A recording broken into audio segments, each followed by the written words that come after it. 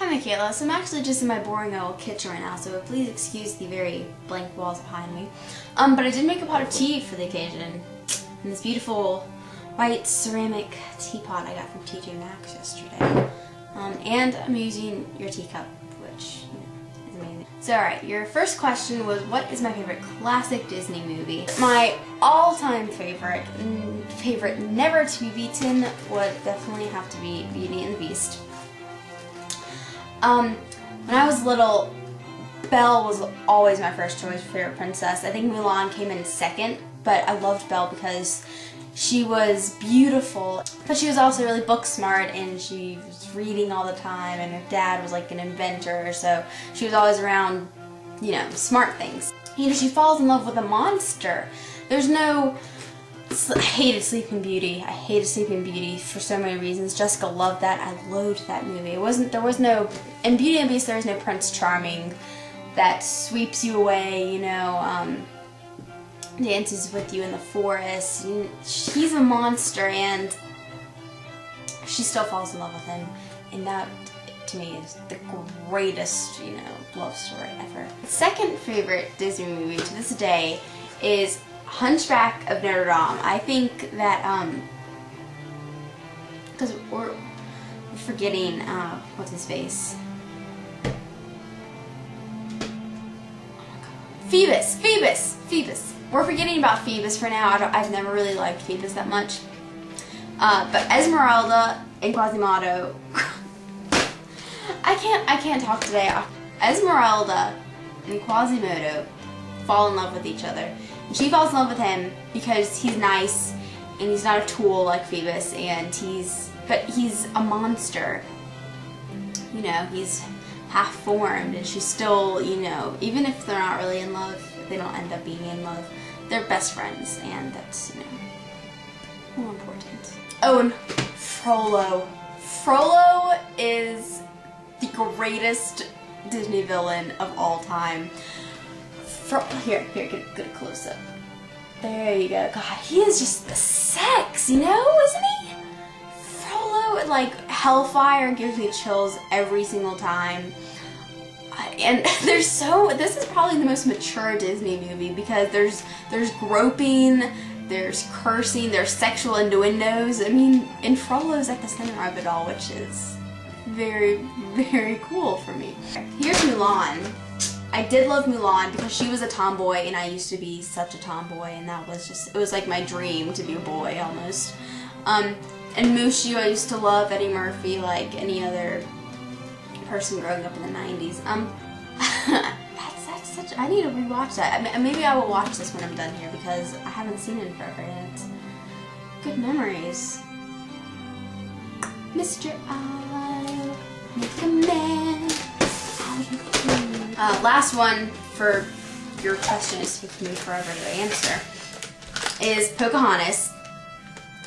Loved Pocahontas so much. Pocahontas was like the #1 independent woman of the Disney movies. I loved John Smith. We were so convinced that's what he really looked like, and when we saw, like, in our history books the pictures of him with like a beard, and he looks really old, and we're just like, that's not John Smith. This is John Smith. This sexy guy. Mel Gibson's voice, yeah. That was scary. That means I have a text message. It's my mother. Okay, hold on. Oh, I was going to show you my school books. What was I going to ask? I was going to ask you a question. I had a question.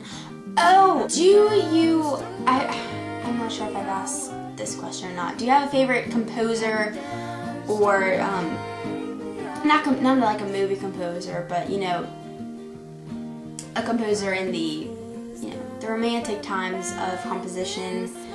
You know who I'm talking about. Do you have a favorite opera, and do you have a favorite ballet? I don't know if you're into these things or not, but if you are, please tell me. So, as you may have already figured out, I am in love with Wolfgang Amadeus Mozart, and that goes my phone again. Mozart is definitely my #1 composer. I also love Tchaikovsky. I did a whole paper on him, so I'm just like, oh, what is Tchaikovsky? He's Russian.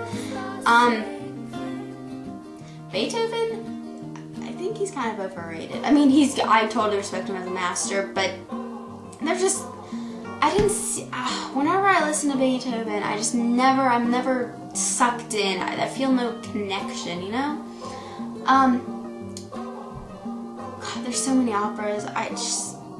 I would not know which one to pick. Anything Italian, I will totally go for. Some German, some French, maybe. I can't pick a favorite. I will just leave it at that. Ballet, I do like the Nutcracker. The Nutcracker is very, very nice, and Tchaikovsky, I mean, I've got to give him props for that, so good job. The Nutcracker, that's very, very nice. So, you know, things like that. Operas, ballets, dead composers, things I look for, you know. Alright, you wanted to see my school books, which was a mistake because there are a lot of them, and I get really passionate about the ones I really like. So we'll see how this goes. At the moment, I have these two. Life Science with a frog on it. It's like a middle school book.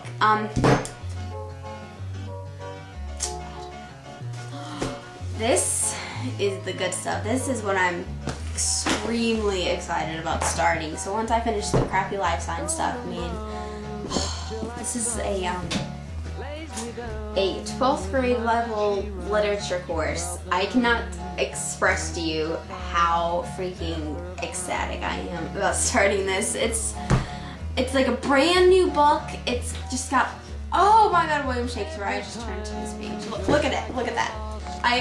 That's fate. That's fate. I'm telling you. Randomly flipped to the William Shakespeare page. So excited. We got also got some Macbeth. I've actually never read Macbeth. So that's pretty awesome. We got The Merchant of Venice, which I have read, but I would love to reread because it's definitely one of my favorites. And Frankenstein.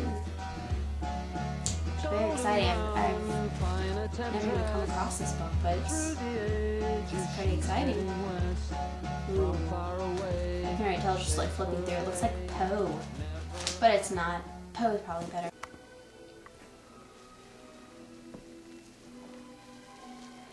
This is Misty. See what the snow is under? It's turned her fat and lazy because she can't go outside and catch mice and stuff. Oh, Misty. Misty's the bitch of the house. She cracks the whip on all of the other cats and the dog and us. I mean, but she's my kitty and she loves me and that's all that matters, right? See, look at this. Look at this in white stuff that won't melt. I bet most of the stuff on the ground has been here for months.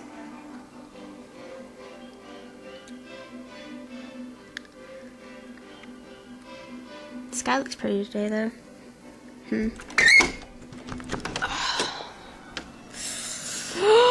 It's so cold. God, it's cold. Okay, we need to get out of here. With that, I shall leave you. And I hope you have a very nice day and that you know, all of your endeavors succeed. Felix. There you go. Okay, now that's in my eyes. So, I hope you're getting through school very well. And that everything just turns out great in your life. It's because, and I hope that I can stop causing issues and arguments because I hate doing that. I don't know what's wrong. I mean, I do know what's wrong. It's nothing you're doing. It's like, am I gonna do this with all my friends that I make in my life? Am I just going to hurt their feelings constantly? Because I seem to be doing that to you. So I just need to hold my tongue more because sometimes honesty is just not the way to go, or just. I don't know what I'm saying. I think I'm trying to apologize. And not just for the sake that everything will return to normal. Even with my family, I just need to control what I say and try to, think about things before I say them and think about the consequences and what people are going to react to what I tell them or what I say to them. because it's not all about what Rachel thinks, and I'm not always right all the time. And with that, I shall bid you farewell for now.